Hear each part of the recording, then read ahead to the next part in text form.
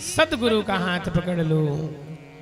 महत्सेवां द्वार माहुर विमुक्तिश अस्तमो द्वारम योषितां संसिशंगम। संत का साथ कर लो, जिससे यह जीव भगवान के विषय में जब कथा श्रवण करेगा तब उसे पता चलेगा कि ये संसार विषयी आनंद के लिए नहीं बना है। इस संसार में विषयानंद को छोड़ करके और सिर्फ ब्रह्मानंद की प्राप्ति ही इस जीव का परम लक्ष्य है।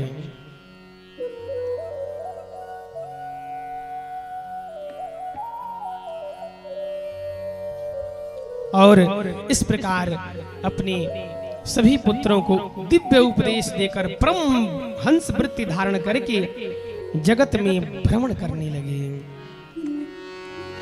गुरुरे न सत्स्यात् स्वजनो न सत्स्यात् पिता न सत्स्यात् जननी न सत्स्यात् दैवं न तस्यात् न पतिश्च सस्यान् मोचयेद्यः समुपेत मृत्युम्।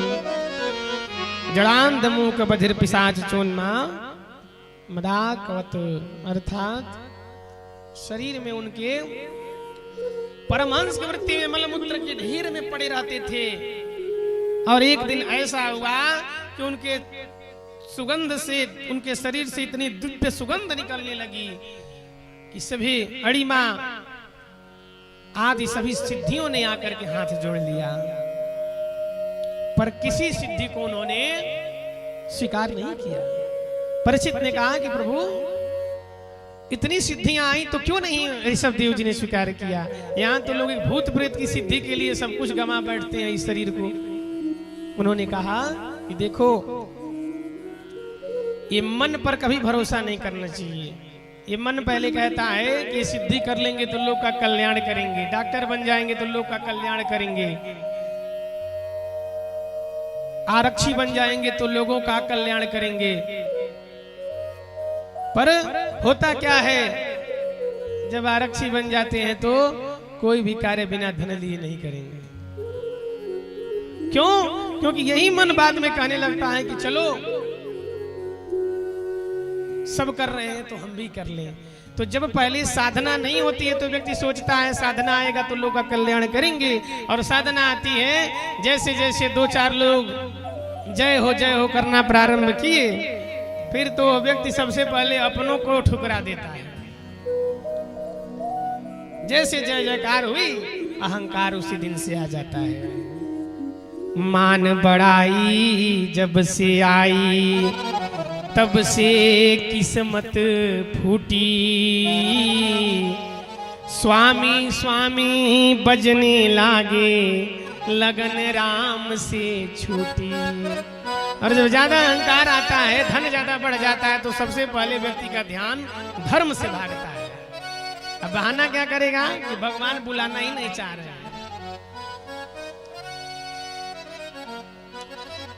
अस्पताल में कोई बुलाता नहीं है, बीमार पड़ जाते व्यक्ति, वहां दौड़ा हुआ वो खुद चला जाएगा। पर भगवान क्या नहीं जाना होता है तो कहेगा भगवान का बुलाहट ही नहीं आ रहा है। मतलब भगवान अंतर्देशी लिख करके बुलाएंगे तब हम जाएंगे, ऐसा नहीं है। हमें जो करना होता है उसके लिए हम बहाना बना लेते हैं। तो इस जीव का विवेक क्या है कि वो किसी न किसी बहाने भगवान तक जाने का अभ्यास बनाए। ऋषभ देव जी ने किसी भी सिद्धि को स्वीकार नहीं किया।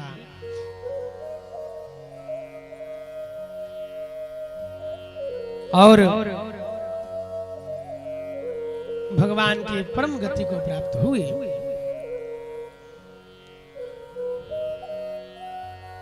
सभी सिद्धियां और सभी धन और सभी वैभव जब आते हैं तब व्यक्ति अपने कर्म से युक्त हो जाता है।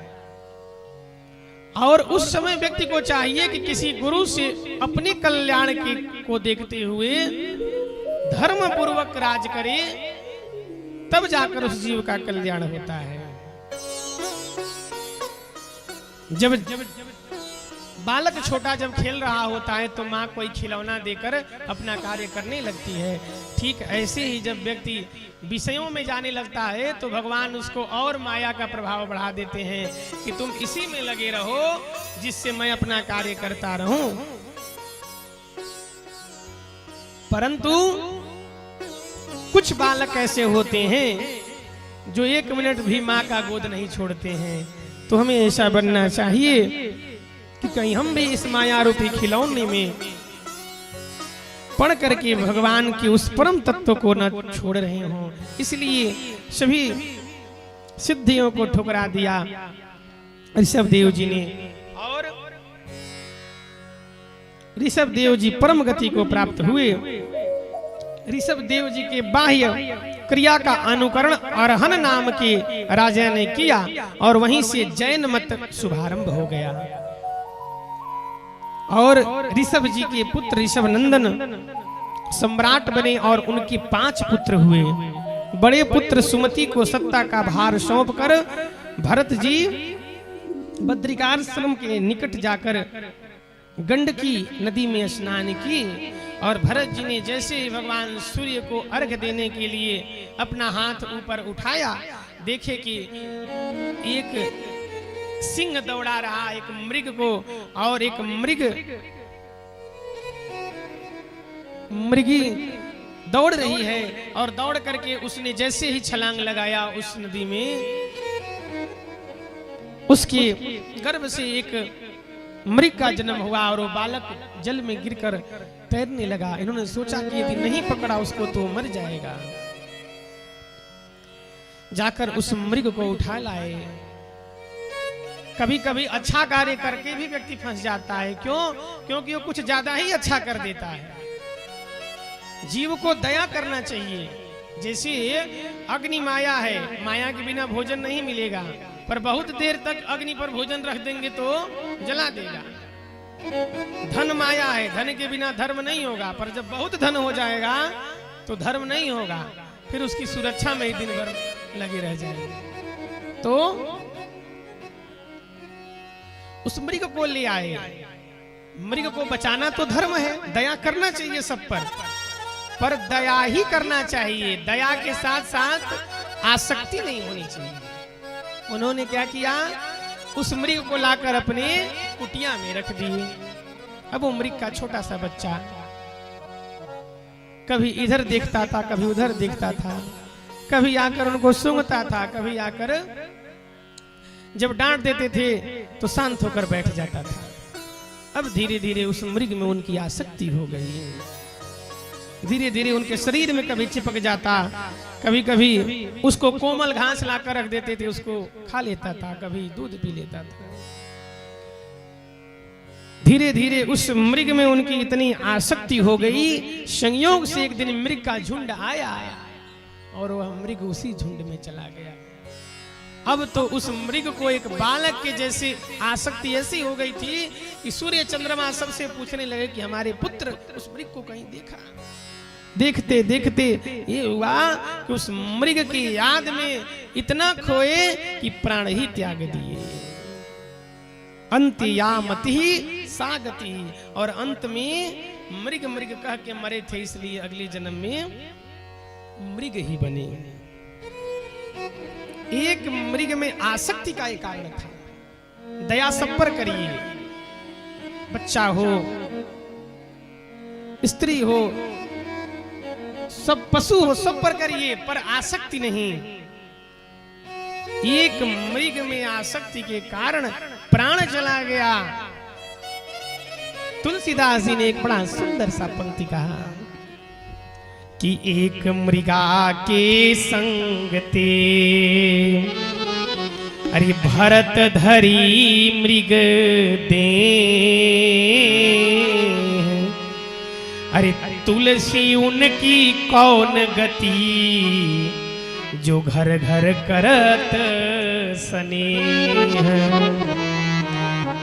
तुलसी उनकी कौन गति, जो घर घर करत स्नेह।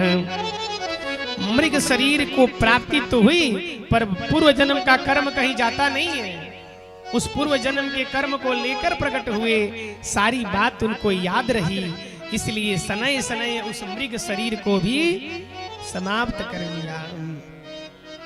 अब तीसरा जन्म कालांतर में जब उनका हुआ तो एक अंगिरा गोत्रीय ब्राह्मण परिवार में जन्म हुआ, और उस परिवार में अन्य जो इनके भाई थे